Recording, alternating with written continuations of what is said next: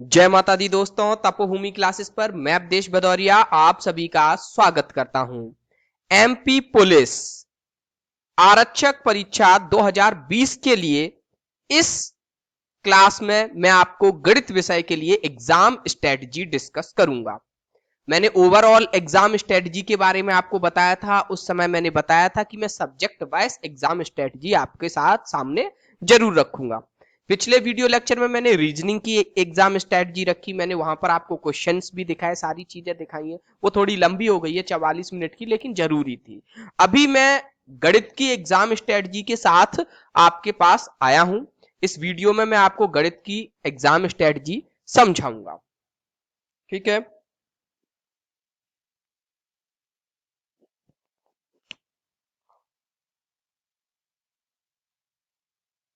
देखो, हम इस स्ट्रेटजी में किन किन टॉपिक्स की चर्चा करेंगे पहले वो समझिए।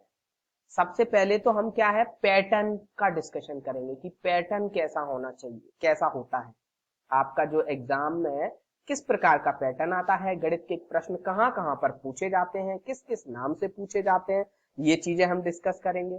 फिर हम देखेंगे कौन कौन से टॉपिक से क्वेश्चन आते हैं, फिर उनमें भी इंपॉर्टेंट टॉपिक कौन कौन से हैं। जो इंपॉर्टेंट टॉपिक होंगे उन पर हमको ज्यादा ध्यान देना है, ज्यादा मेहनत करनी है, ज्यादा प्रैक्टिस करनी है। और हम सबसे महत्वपूर्ण चौथा बिंदु डिस्कस करेंगे कि जो एसएससी पैटर्न है और जो पीईबी पैटर्न है उसमें डिफरेंस क्या है। जो आपके पास मार्केट में उपलब्ध बुक्स हैं और जिस तरीके का आपको स्टडी मटेरियल मिल रहा है, उसको किस तरीके से यूज किया जाए कि आप पीईबी पैटर्न से यानी कि एमपी पुलिस एग्जाम के दृष्टिकोण से तैयारी कर पाए। समझ रहे हैं ना, ये महत्वपूर्ण। फिर हम देखेंगे कि बुक्स, कौन कौन सी बुक्स जरूरी है और बुक्स को पढ़ना कैसे है। और फिर हम अपने ऑनलाइन कोर्स के बारे में देखेंगे। बहुत से लोग पूछ रहे हैं सर कोर्स कैसे लिया जाए, क्या है एप्लीकेशन पे, कैसे क्या है, उसका भी डिस्कशन लास्ट में करेंगे। ठीक है। तो सबसे पहले हम पैटर्न को डिस्कस करते हैं। देखो, अगर यहां पर हम पैटर्न की बात करें तो देखो पैटर्न क्या है। आपका एमपी पुलिस का जो एग्जाम है वो 3 पार्ट में रहता है। Part 1, part 2, part 3। 100 नंबर का पेपर होता है। पार्ट 1 में गणित का एक भी क्वेश्चन नहीं आता।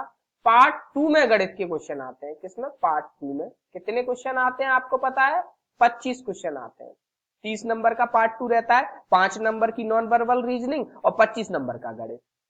अब पार्ट 3 आता है। पार्ट 3 में क्या होता है? 30 नंबर का पार्ट 3 रहता है, उसमें 15 नंबर की साइंस होती है और 15 नंबर का आपका गणित होता है। ठीक है। तो यहां पर 25 नंबर का गणित और यहां पर आपको 15 नंबर का गणित मिलने वाला है। ठीक। अब ये जो 25 नंबर का गणित है ये किस नाम से पूछा जाता है? ठीक है, यहां पर ये भी महत्वपूर्ण है क्योंकि इस पूरे पोर्शन का नाम होता है मेंटल रीजनिंग और mental aptitude. Mental ability and mental aptitude होता है। तो जो मेंटल एप्टीट्यूड है उस नाम से यहां पर गणित के क्वेश्चन आपसे पूछे जाते हैं। और इस तरफ दूसरे पोर्शन में सिंपल अर्थमेटिक के नाम से गणित के क्वेश्चन पूछे जाते हैं। ठीक है। ये देखो नाम का बहुत महत्व है। यहां से क्या है कि देखो टॉपिक काफी एक जैसे होते हैं। इसमें भी आपकी आधारभूत संक्रियाओं यानी जोड़ घटाना गुणा भाग पे सबसे ज्यादा क्वेश्चन पूछे जाते हैं, पहले वाले पोर्शन में भी और दूसरे वाले पोर्शन में भी जोड़ घटाना गुणा भाग पर आधारित सबसे ज्यादा प्रश्न पूछे जाते हैं। फिर पहले वाले पोर्शन में भी प्रतिशत और लाभ हानि के क्वेश्चन पूछे जाते हैं और दूसरे वाले पोर्शन में भी प्रतिशत और लाभ हानि के क्वेश्चन पूछे जाते हैं। लेकिन किस प्रश्न को पार्ट 2 में रखना है और किस प्रश्न को पार्ट 3 में रखना है वो इनके नाम पर काफी जचता है। जब जब आप एग्जाम के क्वेश्चंस को देखेंगे, जब प्रीवियस पेपर के क्वेश्चंस को देखेंगे तो वहां पे आपको समझ में आएगा कि यहाँ का जो प्रतिशत और लाभ हानि है पार्ट 2 का, ये भी केवल और केवल जोड़ घटाने पर आधारित है। ये भी केवल और केवल क्वेश्चन को समझने भर पर आधारित है। तो ये चीजें हमको जब हम क्वेश्चंस को डिस्कस करेंगे तब चीजें समझ में आएंगी। अभी मैं आपको बताऊं कि इन दोनों पोर्शन के हिसाब से कौन कौन से टॉपिक से क्वेश्चन आपके पूछे जाते हैं। ठीक है। अगर हम टॉपिक का डिस्कशन करते हैं यहाँ पे कि कौन कौन से टॉपिक आपके एग्जाम दृष्टिकोण से महत्वपूर्ण है। ठीक है। देखो, ये टॉपिक से क्वेश्चन आते हैं आपके।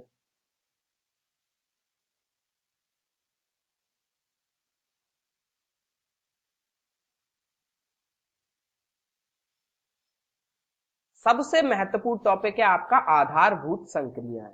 आधारभूत संक्रियाएं क्या होती हैं? वही जोड़, घटाना, गुणा, भाग, ये आपकी आधारभूत संक्रियाएं हैं। ये क्या है? आपकी आधारभूत संक्रियाएं हैं। ठीक है, ये इनसे काफी प्रश्न आते हैं। अब इन पे प्रश्न कैसे आते हैं ये भी हम आगे देखेंगे। अनुपात समानुपात हो गया, प्रतिशत हो गया, औसत हो गया, टाइम डिस्टेंस हो गया, वर्क एंड टाइम हो गया। ठीक है,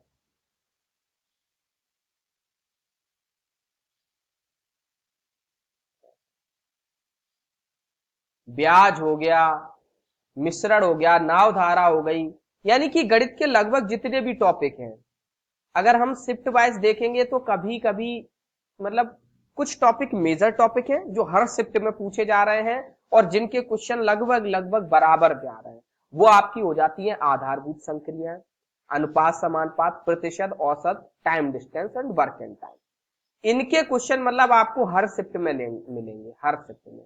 उसके बाद जो क्वेश्चन है, जैसे ये क्वेश्चन आपके मान के चलो, इनके क्वेश्चन आपके बैठ रहे होंगे 25 के समथिंग, 25 प्रश्न यहां से आ रहे होंगे इन सभी को मिला के। कभी आपके आधारभूत संक्रियाओं के ज्यादा हो जाएंगे क्वेश्चन, कभी अनुपात समानुपात के थोड़े ज्यादा हो जाएंगे, कभी प्रतिशत के बढ़ जाएंगे, औसत के घट जाएंगे। ठीक है, कभी टाइम डिस्टेंस के बढ़ जाएंगे तो वर्क एंड टाइम के घट जाएंगे, इस तरीके के रहेगा आपका। तो इनसे अगर मिलाकर अगर आप देखेंगे, ये जो मेजर पोर्शन है, यहाँ से 25 क्वेश्चन आते हैं। और आप अगर देखोगे, अगर आपने इतने पोर्शन कवर कर लिए, जैसे मान के चलो आपने वर्क एंड टाइम कवर कर लिया, तो आप नाव धारा और भी पाइप टंकी, ये सारे क्वेश्चन भी आपके पैटर्न कवर हो गए, तो आप वो भी कर पाएंगे। मतलब इतना अगर आप गणित कर लोगे तो फिर आप गणित का कोई भी टॉपिक भी कर सकते हो। तो इस दृष्टिकोण से यहां से ज्यादा प्रश्न आते हैं। फिर आपका हो जाता है ये दूसरा वाला पोर्शन। ठीक है, यहां पर आपको, इसको आप एडवांस बोल सकते हो। एडवांस के क्वेश्चन जैसे बीज गणित, यहाँ से बीजीय व्यंजक आ जाते हैं, बहुपद पे प्रश्न आ जाते हैं, बहुत ही सिंपल प्रश्न आते हैं, 2 या 3 प्रश्न आ जाते हैं। रेखा गणित से हर पेपर में कम से कम 5 क्वेश्चन तो आए ही है।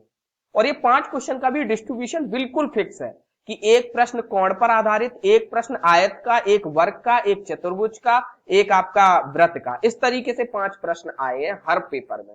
ठीक है, कहीं कहीं ये 6 या 7 भी हो गए हैं क्योंकि कोई एक टॉपिक वहां पे डबल कर दिया गया है। प्रायिकता के 2 प्रश्न आ रहे हैं, एक तो रीजनिंग में आ रहा है पहले वाले पोर्शन में, पार्ट 1 में, और दूसरा पार्ट 3 में आ रहा है। पार्ट 3 यानी कि सिंपल अर्थमेटिक में। अर्थमेटिक का मतलब होता है कैलकुलेशन। तो प्रायिकता भी एक तरीके की कैलकुलेशन है, पीएनसी भी एक तरीके की कैलकुलेशन है। तो एक एक क्वेश्चन इनका पार्ट 3 में आ रहा है, कभी किसी पेपर में है और किसी में नहीं है, ऐसा है। ठीक है, तो प्रायिकता और पीएनसी अगर हम देखें तो 4 नंबर का बन रहा है, 2 नंबर का रीजनिंग में, 2 नंबर का नीचे अर्थमेटिक में। ठीक है, अब देखते हैं ये कि क्षेत्रफल, परिमाप, आयतन, इन पर भी एक प्रश्न तो आ ही रहा है। किसी पेपर में क्षेत्रफल का सवाल आ रहा है, किसी में परिमाप का आ रहा है, किसी में आयतन का आ रहा है, किसी में क्षेत्रफल और आयतन दोनों का आ रहा है। तो इस तरीके से प्रश्न आ रहे हैं। फंक्शन के सवाल, फलन के सवाल भी हमको देखने को मिले हैं। मतलब हर शिफ्ट में देखने को नहीं मिला है, लेकिन कुछ शिफ्टों में देखने को मिला है। तकरीबन 20 से 25 शिफ्टों में हमको फंक्शन का सवाल भी देखने को मिला है। ठीक है, ये भी काफी सरल है। लेकिन क्या होता है कि ये जो एडवांस मैथ है, इसमें बच्चों को डर बहुत लगता है। बच्चों को ये लगता है कि पता नहीं ये हमसे, और उन्होंने कभी पढ़ा नहीं है, मान के चलिए 11 12 में नहीं पढ़ा, तो उनको लगता है कि ये हमसे हो नहीं पाएगा, ये हमारे लिए कठिन हो जाएगा। ठीक है, तो ऐसा कुछ नहीं है, ये एडवांस मैथ इतना सरल है। मैं कुछ क्लास लूंगा, जैसे बीज गणित की मैं बता दूं, एक क्लास लूंगा तो एक क्लास में से ही आपके पूरे प्रश्न आ जाएंगे। लेकिन फिर भी मैं 2 3 और एडवांस क्लास लूंगा कि अगर जो अभी तक पूछा जा रहा है उससे थोड़ा और ऊपर लेवल का पूछा जाएगा तो क्या क्या पूछा जाएगा। ऐसे ही रेखा गणित 4 से 5 क्लासेस में आपका कंप्लीट हो जाएगा। प्रायिकता, पीएनसी, ये भी सारी चीजें कंप्लीट हो जाएंगी। इवन जब पिछले पेपर में भी ये प्रश्न जब पूछे गए थे, तब भी मैंने आधा घंटे का एक बीजगणित का वो बनाया था लेक्चर, 1 घंटे का रेखा गणित का लेक्चर था, मतलब 2 लेक्चर थे आधे आधे घंटे के, तो उनमें से पूरा सब कुछ आ गया था, कुछ भी बाहर नहीं गया था उस 1 घंटे के लेक्चर में से। तो अभी भी कुछ बाहर जाने वाला नहीं है और आराम से समझ में आएगा हर बच्चे को। ठीक है, तो इन सब चीजों को हम डिस्कस करेंगे, ये बहुत ही सरल पोर्शन है। यहां पर हम थोड़ा नंबरिंग का यहां पर और डिस्कस करें कि ये जो गणित है ना आपका ट्रेडिशनल गणित, इसमें कितने कितने नंबर का क्या क्या आता है। ठीक है, चलो यहीं पे डिस्कस कर लेते हैं। देखो, यहां पर अगर आप देखेंगे, यहां हम एसएससी वर्सेस पीईवी का डिस्कशन करेंगे कि क्या डिफरेंस है। अभी थोड़ा नंबरिंग का डिस्कस कर लेते हैं। अगर हम नंबरिंग का डिस्कशन करें, अभी तो मैं आपको प्रीवियस ईयर के क्वेश्चन पेपर भी लगवाऊंगा, ठीक है, तो वहां पर आपको खुद भी समझ में आएगा। लेकिन मैं आपको बताऊं, सबसे इंपॉर्टेंट टॉपिक है वो है प्लस माइनस गुणा भाग। इनके प्रश्न आते हैं, कैसे कैसे क्वेश्चन आते हैं ये समझो कि सर इस पे क्या आएगा। एक तो सीधे सीधे क्वेश्चन आते हैं, जोड़ के ही सीधे सीधे जोड़ दो, ठीक है। दूसरे क्वेश्चन आते हैं भाषा वाले। भाषा में कुछ भाषा ऐसी तिगड़मबाजी, 2-3 लाइन की भाषा दे दी जाएगी आपको, जिसमें आपको समझना पड़ेगा इसमें कब जोड़ करना है, कब गुणा करना है, कब भाग करना है, और केवल जोड़ घटाना गुणा भाग पर ही आधारित होगा, ठीक है। तीसरा आता है आपका सरलीकरण का। सरलीकरण के कम ही प्रश्न देखने को मिले, लेकिन सरलीकरण एक महत्वपूर्ण टॉपिक है, जो कि जिसमें गुणा भाग ये सब चीजें होती हैं, तो उसको भी जानना हमारे लिए जरूरी है। और तीसरा आता है आपका, चौथा आता है आपकी इस पे भिन्न की अवधारणा का प्रश्न। भिन्न की अवधारणा यानी कि अटा बटा की अवधारणा, यानी कि ये इसका 2/3 है, इसका इतना 9/11 भाग लाभ में ले लिया गया, वो कर दिया गया। मतलब हमको सवाल लगेगा कि सवाल आपका लाभ हानि का है, लेकिन वो सवाल वास्तव में किसका होगा, आपका वो जोड़ घटाने का ही होगा। उसमें लाभ हानि का ऐसा कोई ज्यादा वो पोर्शन नहीं रहेगा। लेकिन अगर आप भाषा को पकड़ना जानते हो तो आप उस क्वेश्चन को आराम से कर दोगे। और इस पूरे पैटर्न पे ये मान के चलो 10 नंबर का क्वेश्चन आते ही आते हैं, दोनों पोर्शन में मिला लो।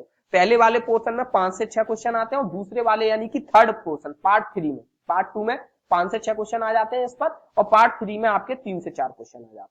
तो 10 क्वेश्चन आराम से यहां से आपके बनते हैं। फिर आता है आपका प्रतिशत।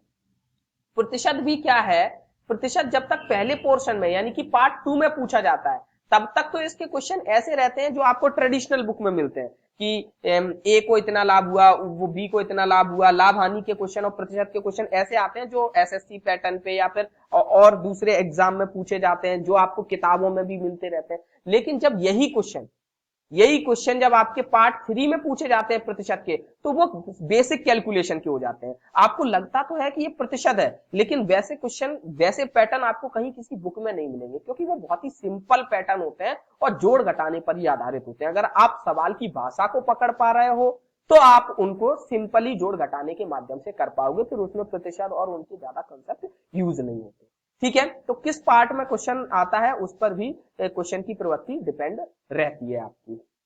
अभी जब हम डिस्कस करेंगे तो इस चीज को और डिस्कशन में लाएंगे। अभी तो मैं केवल आपको बताने के लिए कि आपको पता हो कि ऐसा ऐसा डिफरेंस होता है। जब सवाल आपके सामने आएंगे तो वो डिफरेंस भी मैं आपको बताता जाऊंगा, जिससे आपको पता चलेगा कि आखिरकार तैयारी हमको कैसे करनी है। तो प्रतिशत के 5 क्वेश्चन आते हैं, ये मान के चलो ऑन एवरेज 6-7 भी हुए हैं बहुत से में। दोनों में मिला दो, पहले पोर्शन में कहो 2 क्वेश्चन आ रहे हैं, दूसरे में 3 आ रहे हैं, पहले में 3 आ रहे हैं, दूसरे में 4 आ रहे हैं, ऐसे कहो क्वेश्चन आ जाते हैं, ठीक है। दूसरे पोर्शन में परसेंटेज के ज्यादा क्वेश्चन आते हैं आपके। उसी में मैंने लाभ हानि को भी जोड़ लिया है प्रतिशत में, ठीक है। लाभ हानि को अलग नहीं रखा है, क्योंकि ज्यादातर लाभ हानि के प्रश्न प्रतिशत के बेस पर ही आते हैं, और जो लाभ हानि के प्रश्न प्रतिशत के बेस पर नहीं आ रहे हैं, सीधा सीधा लाभ हानि बताना है जोड़ घटा के, उसको मैंने प्लस माइनस गुणा भाग के उसमें डाल दिया है, ठीक है। तो इस तरीके का हो गया है। ये 2 मेजर टॉपिक हैं। एक और तीसरा टॉपिक आपका है, 2 टॉपिक और हैं जो मेजर है, वो है अनुपात समानुपात। इसके ये मान के चलिए 4 से 5 सवाल हर पेपर में आ रहे हैं, 4 से 5। और दूसरा है औसत। औसत के भी 4 क्वेश्चन हर पेपर में आ रहा है। इवन 2 क्वेश्चन तो ऐसे आ रहे हैं कि आपको 5 पद दे दिए गए हैं, बस जोड़ के बताना है आपको, ठीक है। तो औसत के 4 क्वेश्चन और अनुपात समानुपात के 4 से 5 क्वेश्चन। फिर वर्क एंड टाइम के 2 क्वेश्चन फिक्स हो गए हैं, नाव धारा का 1 क्वेश्चन, ऐसे करके अलग अलग टॉपिक से अलग अलग, कहीं पर कोई टॉपिक नहीं आया किसी पोर्शन में, किसी में आया है किसी पेपर में, तो ऐसा चल रहा है, ठीक है। मतलब मूल ये है कि हमको सब कुछ पढ़ना है, हमको बहुत सारे टॉपिक यहाँ पर कवर करने हैं। अब देखो एक बहुत महत्वपूर्ण बात है जिसको मैं डिस्कस करूंगा यहाँ पर, कि एसएससी वर्सेस पीईवी। एसएससी और पीईवी में अंतर क्या है। एसएससी और पीईवी में अंतर करना हमारे लिए बहुत महत्वपूर्ण है, क्योंकि होता क्या है, मैं देख रहा हूं कि सबसे सरल क्या पड़ता है, टीचर को भी सरल पड़ता है। एक तो टीचर को भी क्या सरल पड़ता है कि एक बुक उठाई और उस बुक को मैंने शुरू से लेके आखिरी तक सॉल्व करा दिया। मुझको किसी भी दिन कुछ भी प्रॉब्लम ही नहीं है, मैं लाइव आऊंगा और उस बुक के क्वेश्चन टाइप करा के और आप लोगों को सॉल्व कराता रहूंगा। तो मुझे घर पे कुछ मेहनत ही नहीं करनी है कि नहीं। और आपको भी लगेगा कि आपका सिलेबस कंप्लीट हो रहा है और चीजें आसान हो जाएंगी, चाहे ऑफलाइन क्लास हो चाहे ऑनलाइन क्लास हो। आजकल ये तो एक पैटर्न है ही शुरू से ही। तो उस चक्कर में क्या है कि सभी लोग बस बुक स्टार्ट करा देते हैं, सॉल्यूशन कराना स्टार्ट करा देते हैं। वहां पर हमारे साथ गलती ये होती है कि मार्केट में जितनी भी बुक्स हैं ज्यादातर सब एसएससी पैटर्न पर आती हैं, सभी एसएससी पैटर्न पे ट्रेडिशनल क्वेश्चंस जिनमें दिए गए हैं, ठीक है, और उन्हीं को हम आप सॉल्व करने लगते हो। जबकि व्यापम का स्तर उन ट्रेडिशनल क्वेश्चन से थोड़ा हल्का है, कम है। लेकिन ट्रेडिशनल क्वेश्चन बच्चे कैसे करते हैं, याद करके, उनकी ट्रिक याद कर ली है, अब ट्रिकें चल रही हैं, ट्रिक याद कर ली तो ट्रेडिशनल उनको सरल लगने लगे। उनको पता है फिक्स इस तरीके का क्वेश्चन आना है, हमको इसमें ये फॉर्मूला लगाना है, इस तरीके के क्वेश्चन में, इस तरीके के क्वेश्चन में ये फॉर्मूला लगाना है, इस तरीके के क्वेश्चन में ये फॉर्मूला लगाना है। लेकिन व्यापम को बनाना है क्वेश्चन बैंक।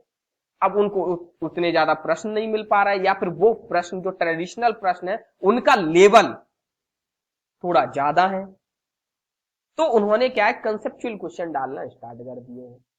कंसेप्चुअल क्वेश्चन यानी बिल्कुल बेसिक अंडरस्टैंडिंग, जोड़ की बेसिक अंडरस्टैंडिंग पे क्वेश्चन आएगा, घटाने की बेसिक अंडरस्टैंडिंग पे क्वेश्चन आएगा, परसेंटेज की बेसिक अंडरस्टैंडिंग पे क्वेश्चन आएगा, आपका हर चीज की बेसिक अंडरस्टैंडिंग पे क्वेश्चन आता है। ठीक है, ऐसे क्वेश्चन आता है कि अगर वर्षा होने की संभावना 0.4 है तो ना होने की संभावना क्या होगी। अब ये वाला ये क्वेश्चन आपको, इसका कोई फॉर्मूला नहीं दिखता आपको, तो आप यहां पर कंफ्यूज हो जाते हैं। ऐसे ही जोड़ के क्वेश्चन है, घटाने के क्वेश्चन है, जो क्वेश्चन बिल्कुल बेसिक है उनके कहीं फॉर्मूले नहीं मिलते, ट्रेडिशनल बुक में उनको स्थान नहीं मिलता क्योंकि वो बहुत ज्यादा सरल है, वो आपके व्यापम में पूछे जाते हैं और वहां पर आपको सवाल ही समझ में नहीं आता। जो ज्यादातर बच्चे हैं जिनका गणित वीक है उनके बारे में मैं बता रहा हूं, ठीक है। तो वहां पर आपको चीजें जानना जरूरी है। तो आपको जो पढ़ाई करनी है वो कंसेप्चुअल अंडरस्टैंडिंग की पढ़ाई करनी है, सीधे किताब पर नहीं कूद पढ़ना है। अगर आपको कोई किताब लेनी है तो आप किताब, चलो अब किताब का भी डिस्कशन करते हैं ना, बुक्स पे आ जाते हैं आप, ठीक है, कि कौन सी बुक ली जाए, कौन सी बुक ली जाए, ठीक है। सब मिटा दो अगल बगल में।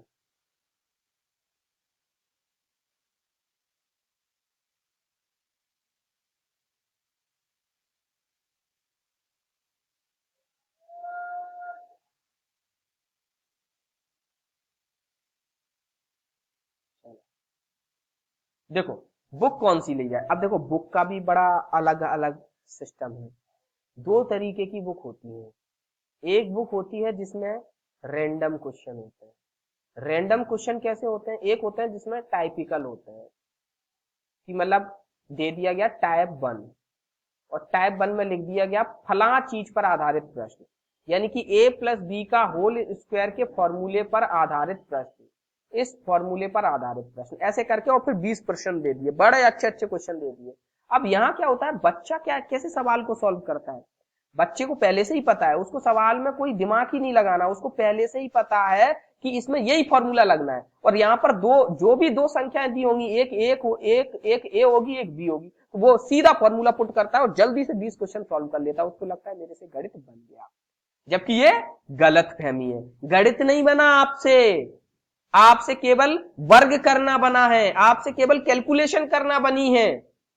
आपने अपना नुकसान कर लिया, आपने ना केवल इतना समय दिया यहाँ पर 20 प्रश्नों को सॉल्व करने का, बल्कि आपने अपनी बुद्धि भी जड़ कर ली। अब आप सवाल को पढ़ नहीं रहे हो, सवाल को समझ नहीं रहे हो, आपको ये पता नहीं चल रहा कि सवाल में क्या लगना चाहिए था। अब जब यही सवाल पेपर में आया तब आपको कोई बताने वाला नहीं है कि इसमें a+b का होल स्क्वायर लगता है। अब वो आप सोचोगे कि इसमें a+b का होल स्क्वायर लगाएं कि a-b का होल स्क्वायर लगाएं कि a×b का होल स्क्वायर लगाएं, हम क्या क्या लगाएं, फिर आप कुछ भी लगा रहे हो, जैसा ऑप्शन दिख जाए वैसे में कर दे रहे हो, है कि नहीं। तो यहां से जो बिल्कुल भोले बच्चे हैं वो दिक्कत कर जाते हैं। जैसे शारदा की बुक है, कभी मत लगाना आप। अगर आप समझदार हो, समझदारी से बुक का यूज कर रहे हो तो बात अलग है, लेकिन अगर आपका गणित कमजोर है और आपको लगता है कि आपको शुरू में बहुत अच्छा लगेगा, मीठी गोली कह सकते हैं, मीठा जहर कह सकते हैं इस तरीके की किताबों को, कि शुरू में मीठा लग रहा है लेकिन आपके लिए जहर है, ठीक है। तो आप ऐसी बुक लगाओ जिसमें रैंडम क्वेश्चन दिए हो, जैसे RS अग्रवाल है। RS अग्रवाल में रैंडम क्वेश्चन दिए होते हैं। अभी एक क्वेश्चन किसी पैटर्न का, दूसरा क्वेश्चन किसी दूसरे पैटर्न का आ जाएगा, तीसरा किसी और पैटर्न का आ जाएगा, कठिनाई का स्तर भी ऊपर नीचे हो सकता है। लेकिन वहां पर भी RS अग्रवाल में भी जो कठिन क्वेश्चन है उनको छोड़ दो, कठिन क्वेश्चन आपके एग्जाम में ज्यादा आएंगे नहीं, आपके में बेसिक अंडरस्टैंडिंग के आएंगे। और जो बेसिक अंडरस्टैंडिंग के क्वेश्चन है वो RS अग्रवाल में भी नहीं है, तो उसके लिए आपको प्रीवियस ईयर क्वेश्चन पेपर लेने पड़ेंगे। ठीक है, ये देखो जैसे ये एक इतनी मोटी सी बुक है मेरे पास, ये इतनी मोटी बुक किसकी है, व्यापम के पूरे गणित के सॉल्व पेपर, टॉपिक वाइज है, सब्जेक्ट वाइज, मतलब कौन से सब्जेक्ट में। ठीक है, तो ये व्यापम सॉल्व पेपर ये ले लो, इतनी मोटी नहीं लग पाए, लेकिन जो महत्वपूर्ण टॉपिक है वो तो लगा लो वहां पे आप। ठीक है, और व्यापम के क्वेश्चन पेपर लगाओगे, ना केवल पुलिस एग्जाम में पूछे हुए क्वेश्चन लगाओ, बल्कि SI एग्जाम में भी पूछे हुए लगाओ, जबकि ग्रुप 4 में पूछे हुए भी लगाओ, सबके लगाओ, क्योंकि वही क्वेश्चन बैंक है जिससे आपके प्रश्न बनते हैं, वही लोग हैं जो जिन्होंने वो वाले क्वेश्चन बैंक बनाए हैं, तो आपको वहां से फायदा मिलेगा, आपको उनकी सोच समझ में आएगी, आपको बेसिक कंसेप्ट वाले क्वेश्चन मिलेंगे ज्यादा से ज्यादा, जैसे किसी भी एग्जाम में नहीं पूछे जाते, जैसे किसी भी किताब में नहीं मिलते। जब उन प्रश्नों की प्रैक्टिस होगी तो अभी जो प्रश्न आएंगे वो भी आप कर पाओगे। ठीक है, तो ये तो हो गई आपकी बुक्स की स्ट्रेटजी। अब हम देखते हैं हम अपने ऑनलाइन कोर्स के बारे में। ठीक है, हमने अपना एक ऑनलाइन कोर्स स्टार्ट किया है। ठीक है, क्या स्टार्ट किया है, कोर्स, जहां पर हम आपको पूरे 100 नंबर की तैयारी कराएंगे, पूरे 100 नंबर की तैयारी कराएंगे, गणित, ठीक, रीजनिंग, जीके और विज्ञान।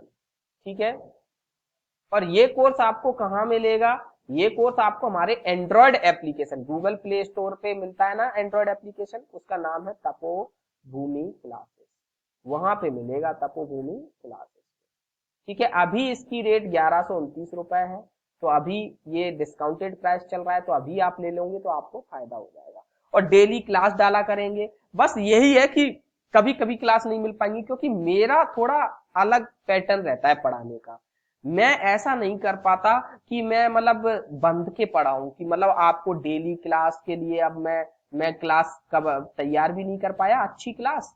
ठीक है, और फिर मैंने कुछ भी पढ़ा दिया, मतलब मैं एक बुक ही लेके बैठ गया हूँ और फिर उसी को सॉल्व करा रहा हूँ, मतलब ना तो वो पेपर के पैटर्न से अच्छा होता है, क्योंकि जब आप देखते होंगे टीचर ने पढ़ाया तो बहुत कुछ, लेकिन पेपर में आया नहीं कुछ भी, है कि नहीं, आपको भी कुछ समझ में आया ही नहीं, आपका भी दिमाग कुछ चला ही नहीं, बस आपको अच्छा लगता रहा कि हाँ बहुत अच्छा लग रहा है, समझ में आ रहा है, सिंपल सिंपल चीजें हो रही हैं, आपको कोई कठिनाई फील नहीं हो रही है, तो उस तरीके की पढ़ाई मैं नहीं कराता।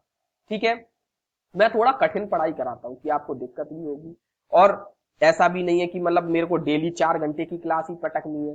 ठीक है, मुझे पता है कि किसी टॉपिक को 5 मिनट में खत्म किया जा सकता है बहुत रिसर्च करने के बाद, तो मैं बहुत रिसर्च करने के बाद केवल 5 मिनट का ही वीडियो बनाऊंगा। ठीक है, मैं यहाँ पर इस तरीके के आपके वीडियोस आपको मिलेंगे, मतलब अभी आप देख लीजिएगा, डेमो लेक्चर्स भी मिल जाएंगे इस कोर्स के, तो वहां पर भी देख लीजिएगा, अगर आपको पसंद आता है मेरा पढ़ाना तो आप ये कोर्स भी ले सकते हैं। ठीक है, फिर आपकी चिंताएं बिल्कुल खत्म हो जाएंगी कि आपको कौन सी बुक लेनी है, कहाँ से पढ़ना है, क्या करना है, फिर आप पूरी तरीके से मुझ पर समर्पित हो जाइएगा, सिलेक्शन लेके जरूर रहेंगे। तो उम्मीद है आपको ये लेक्चर पसंद आया होगा, अगर पसंद आया तो लाइक कीजिए, नए आए हैं तो चैनल को सब्सक्राइब कीजिए और अपने दोस्तों के साथ इस वीडियो को साझा जरूर कीजिए। धन्यवाद, जय माता दी।